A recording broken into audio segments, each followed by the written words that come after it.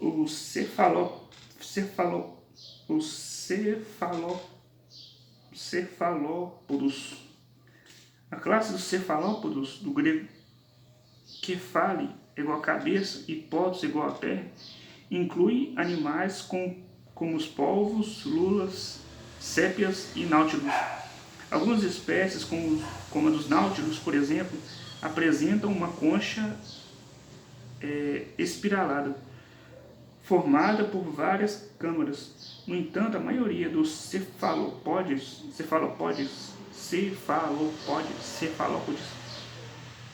não possui concha, no caso dos polvos, ou apresenta uma concha reduzida situada no interior do corpo.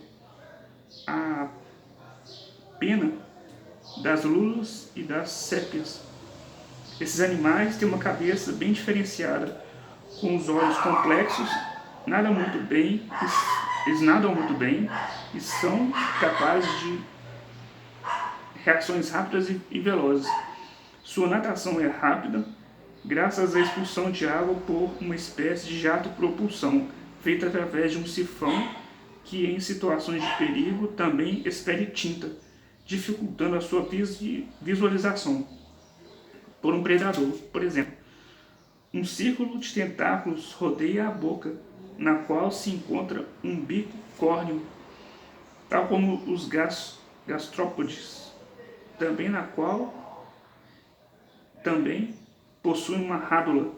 Algumas espécies apresentam estiletes inoculadores de veneno e fortes mandíbulas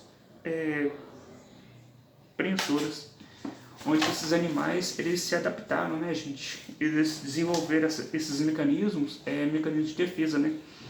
Eles se adaptaram a esse tipo de forma para se defender de predadores, né? Porque o animal ele não tem a forma assim de sair lutando contra os outros animais, né? Vindo um predador assim, o organismo não vai sair lutando, não vai sair pegando uma espada e saindo lutando contra o predador, né? Então, a forma que o animal se encontrou, né? A forma que o animal se adaptou, né? Para se proteger contra a predação, são igual tá aqui, ó. Se encontra um bico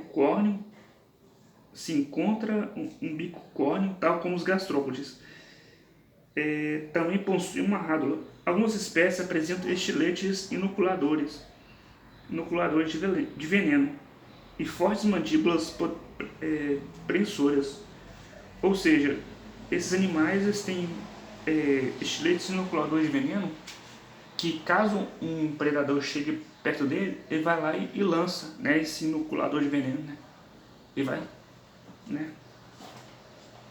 É uma das formas de adaptação que o animal desenvolveu, né, para fugir da predação, né?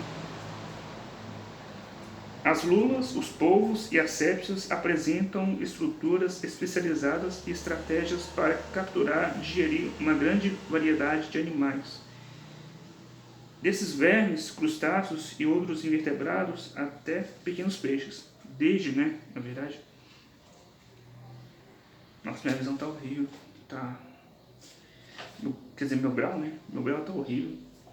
Desde vermes, crustáceos e outros invertebrados até pequenos peixes.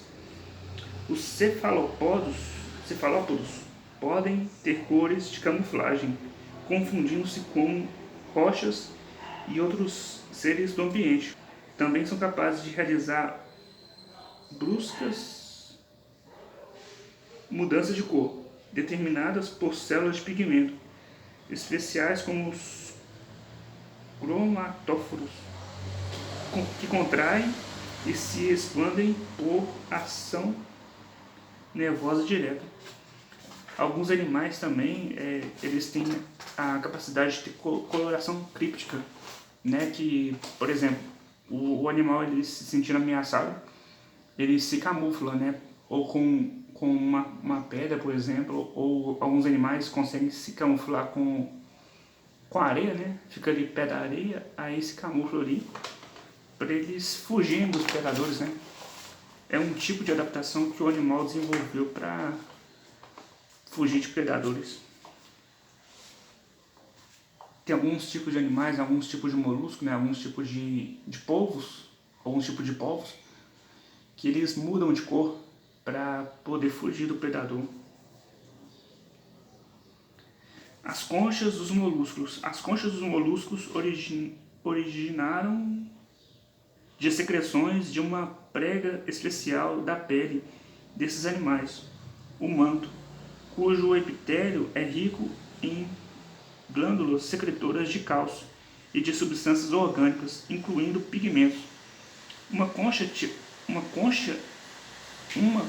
típica tem na sua espessura 3 camadas de fora para dentro.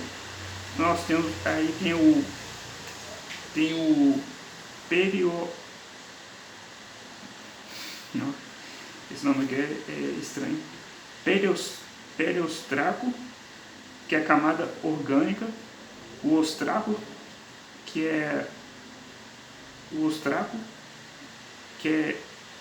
espaça camada de prismas calcários, e a camada nacarada, onde lâminas calcárias são bem compactadas.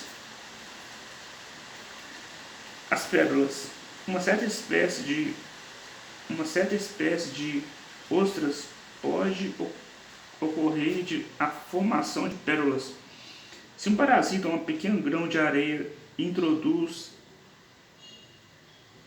entre o manto e a concha, inicia uma secreção de defesa, pois o manto passa a secretar uma camada de madrepérola, camada nacarada, que envolve esse corpo estranho, formando uma pequena esfera que cresce em volta de uma bolsa do próprio manto. Os cultivadores de pérolas introduzem pequenas esferas feitas das próprias conchas entre o manto e a concha das ostras, provocando no animal a reação de proteção, que após alguns anos leva à produção de pérolas. Essas não devem ser confundidas com as pérolas sintéticas produzidas industrialmente com diferentes materiais. Interessante, gente. Fisiologia dos moluscos. Os moluscos respiram por brânquias nos gastrópodos e cefalópodos. Elas apresentam uma forma pequena com ramificações. Nos lameliobrânquios, as brânquias são 2 conjuntos de largas lâminas paralelas, situadas nos 2 lados do pé. Entre elas, entre ele e as 2 válvulas da concha. Nos caracóis, que são gastrópodes terrestres, do grupo dos pulmonados, há uma ampla câmara entre a região dorsal do corpo e a face interna da concha, revestida por uma membrana bastante vascularizada. Essa estrutura se assemelha, em linhas gerais, aos pulmões dos vertebrados. Nele ocorre a troca de gases respiratórios entre o ar e o sangue do animal. A circulação dos moluscos é aberta, lacunosa, e o sangue é impulsionado pelas contrações de um ou mais corações, em forma de bolsas. O sangue tem um pigmento respiratório hemocianina. Em alguns casos, há hemoglobina. Nos cefalópodos, o sistema circulatório é muito eficiente, do tipo fechado, isso é, o sangue circula todo o tempo. O sangue circula todo o tempo dentro dos vasos. A excreção é feita por rins, chamados nefrídeos, que removem os excretas das cavidades corporais e os expelem dos poros. perto do ânus. Embora sejam chamados de rins, eles são bem simples e não são homólogos aos dos vertebrados. O sistema nervoso é do tipo ganglionar. Nos cefalópodos, ele é muito desenvolvido, permitindo reações rápidas. Já os olhos têm boa acuidade